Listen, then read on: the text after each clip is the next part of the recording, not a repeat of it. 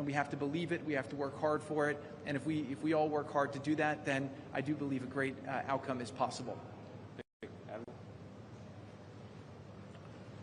Well, Mr. Vice President, thank you for joining us here today at the CMCC. Consistent with our Commander-in-Chief's direction, this facility will be the hub for the delivery of everything that goes into Gaza as we look to the future, delivering on the Commander-in-Chief's commitments. 200 of America's sons and daughters who wear the cloth of the nation have stepped up and are serving here. I just couldn't be prouder, and I know that you are as well. Thank you so much. Great. Thanks, Admiral. And gentlemen, we'll take a few questions now. Sir. I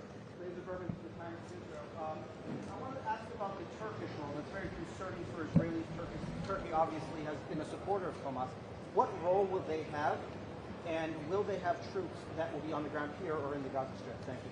Well, I think, first of all, what troops are on the ground in Israel is going to be a question the Israelis have to agree to, and I'm sure that Prime Minister Netanyahu will have opinions about that, but we think everybody has a role to play here. Some of that's going to be financial, some of that's going to be in reconstruction, some of that's just in communication with the various parties to ensure that this deconfliction process actually works and is implemented. We're not going to force anything on our Israeli friends when it comes to foreign troops on their soil, but we do think that there's a constructive role for the Turks to play, and frankly, they've already played a very constructive role. We're very grateful for that. And you asked, they've supported Hamas in the past. No one who is a party to this conflict can look in the past and not point at something that they don't like or that they disagree with. Everybody who's been involved in this conflict can point at one other person. One of these flags can point at another flag and say, we hate that person for various reasons. The way that we're going to get to peace is to focus on the future, which is what the President of the United States has asked us to do. And we think everybody here is very willing to do that and is very eager to engage in that effort. Ma'am. The ceasefire deal took months to negotiate. What do you think the likelihood is that it will last long term? If you had to put a number on it, a percentage. Well, Jared's the investor here. I'm not going to give you a percentage, but look, what we've seen the past week gives me great optimism the ceasefire is going to hold. And if we get from where we were a week ago to a long-term, durable peace between Israel and Gaza, there are going to be hills and valleys. There are going to be moments where it looks like things aren't going particularly well. But given that, and given the history of conflict, I think that everybody should be proud of where we are today. It's going to require constant effort. It's going to require constant monitoring and supervision. That's part of the reason that Admiral Cooper and his team is here, is to mediate these disputes, to mediate these disagreements as they come up. But look, right now, I feel very optimistic. Can I say with 100% certainty that it's going to work? No. But you don't do difficult things by only doing what's 100% certain. You do difficult things by trying, and that's what the President of the United States has asked us to do. Sir. Mr. President, Suleiman Masoud from Cannes. First of all, thank you for brokering the ceasefire deal. Two questions for you. Hamas was supposed to bring back all the hostages within 72 hours. There are still deceased hostages that are still in Gaza. Will you put a deadline for Hamas to bring back all these hostages? And second thing, President Trump tweeted about this today, Hamas killing their own people in Gaza, Palestinians who worked for Israel. What is your warning to Hamas about that? Yeah, so Steve, I'm going to ask you to follow up here, but let me say just a couple of words about the deceased hostages. I mean, one of the stations that I met with, one of the groups that's working on this that I met with earlier, they actually have a photo of the 15 deceased hostages who are still in Gaza. It is a focus of everybody here to get those bodies back home to their families so that they can have a proper burial. Now, that said, this is difficult. This is not going to happen overnight. Some of these hostages are buried under thousands of pounds of rubble. Some of the hostages, nobody even knows where they are. That doesn't mean we shouldn't work to get them, and that doesn't mean we don't have confidence that we will. It's just a reason to counsel in favor of a little bit of patience. This is going to take a little bit of time. And look, our warning to Hamas is very straightforward. The terms of the 20-point plan that the president put out there is very clear. It's supported not just by Israel, but by all of our Gulf Arab friends. It's that Hamas has to disarm. It's that Hamas has to actually behave itself. And that Hamas, while all the fighters can be given some sort of clemency, they're not going to be able to kill each other, and they're not going to be able to kill their fellow Palestinians. Now, again, that's going to take a little bit of time. We're talking about how to set up the security and humanitarian apparatus to put all this in place. But right now, where I stand, I feel confident that we're going to be in a place where this peace lasts, where it's durable. And if Hamas doesn't cooperate, then as the President of the United States has said, Hamas is going to be obliterated. Steve, do you want to add anything about the hostages? I think you said it, sir. Okay, great. Ma'am. Chambers from USA Today. Just to follow up on what you were just saying, how much time does Hamas have to lay down its arms before the United States either takes dramatic action or authorizes its allies to do so? Well, look, the president actually put out a truth this morning that I thought was very instructive. We know that Hamas has to comply with the deal, and if Hamas doesn't comply with the deal, very bad things are going to happen. But I'm not going to do what the President of the United States has thus far refused to do, which is put an explicit deadline on it, because a lot of this stuff is difficult.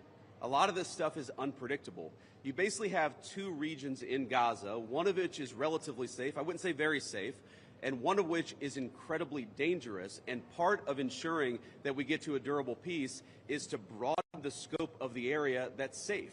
And the International Security Force is a big part of that. We don't yet have the International Security Force set up. That's something we're working towards. We have a number of volunteers who want to participate in that International Security Force. So my point is, I don't think it's actually advisable for us to say this has to be done in a week, because a lot of this work is very hard. It's never been done before, and in order for us to give it a chance to succeed, we've got to be a little bit flexible. I think what you're seeing from our Gulf Arab friends, certainly from our Israeli friends, is a certain amount of impatience with Hamas, but we're going to keep on working at this process, and we're going to keep on trying to bring the deceased hostages home, but also make sure that all Gazans are able to live in a prosperous and safe place. Yes? So the White House indicated that actually there is a plan to start rebuilding Gaza, the parts of Gaza which is still under Israeli control. Is it so indeed? And can you tell us a little bit about this plan? How is it going to work? Yeah, Jared, do you want to say a few words about that? Great. So, first of all, no reconstruction aid, no reconstruction funds will be going into areas that Hamas still controls. And as far as the demilitarization goes, once the ISF is up, there needs to be a security force that they can feel safe from, that in order for it to be the transition to be complete. So that needs to happen. There are considerations being happening now in the area that the IDF controls, as long as that can be secured to start the construction as a new Gaza, in order to give the Palestinians living in Gaza a place to go, a place to get jobs, a place to live. So that's one of the many things being considered. Right now, again, there's been several work streams that have occurred over the last years. Those are all being synthesized and updated here at the center, and then they'll go before President Trump and the Board of Peace to get recommendations on what to build, how to phase it, but that's definitely something now that's being very strongly considered. Great. Sir? Thank you so much, sir. Thank you for your support. Oh, sorry. Why don't we do the guy in the back, and then we'll do you in the blue jacket. Thank you. So much, Go ahead. Mr. Vice President. Could you speak up for me? Yeah, I will try. So thank you so much, Mr. Vice President. And my question is, from the level of cooperation that you just saw today here in this place, how you see the, let's say, future of normalization in Israel in the region, if you see like a cooperation, growing cooperation between Israel and other Gulf states that we don't see from the outside? Yeah, well, you know, I think Steve put it best, which is that this model, I think, could serve for a foundation for normalization, not just in the Middle East, but across the world.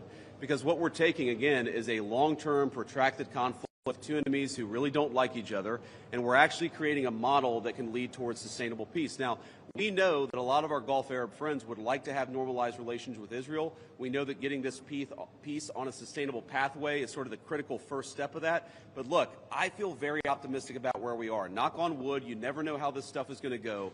But given what I've seen, given the incredible talent and effort that's going in to the reconstruction of Gaza, to the long-term security of the Gazans in that territory, I feel very good about where we are. And again, if we get this right, I really do think it's going to be a domino that leads to a lot of further peace all across the region. Sir.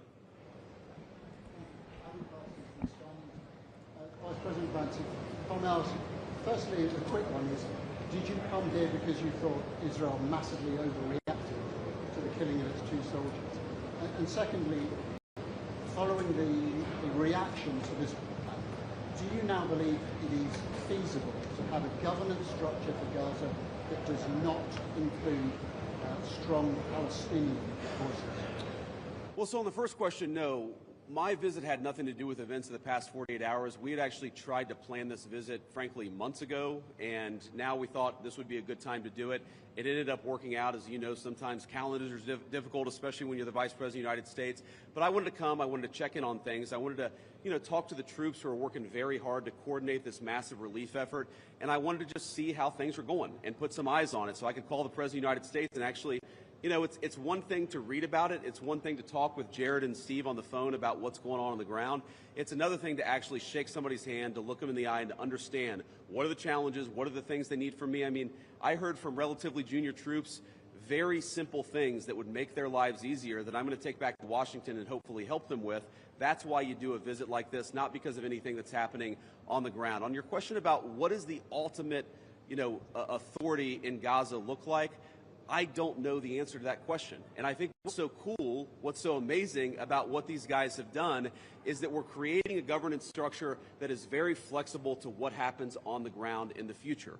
We need to reconstitute Gaza. We need to reconstruct Gaza. We need to make sure that both the Palestinians living in Gaza, but also the Israelis, are able to live in some measure of security and stability. We're doing all those things simultaneously. And then I think once we've got to a point where both the Gazans and our Israeli friends can have some measure of security, then we'll worry about what the long-term governance of Gaza is. Let's focus on security, rebuilding, giving people some food and medicine. If we get to the point where we're arguing exactly what the governance structure in Gaza is long-term, then we should pat ourselves on the back. That's a very good problem to have, but I won't anticipate that problem before we actually have it. I'll take a couple more and then we'll get moving. Ma'am. You just speak up. Renata Brito with the Associated Thank Press. you. Could you give a bit more details about the International Security Force? Which countries are going to be part of this? Are these troops in Gaza? And also about the disarmament plan or decommission plan. Are there incentives for Hamas to do that in a timely fashion? Any details?